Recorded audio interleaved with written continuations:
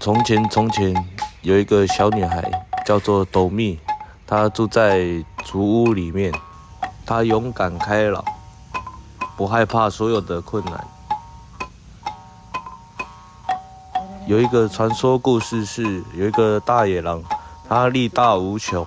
他一口气可以吹掉茅草屋，也可以吹掉竹屋，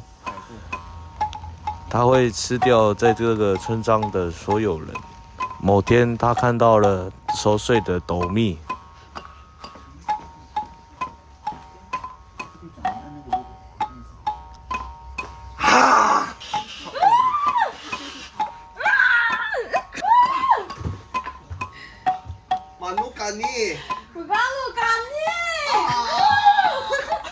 勇敢的小红帽打赢了大野狼，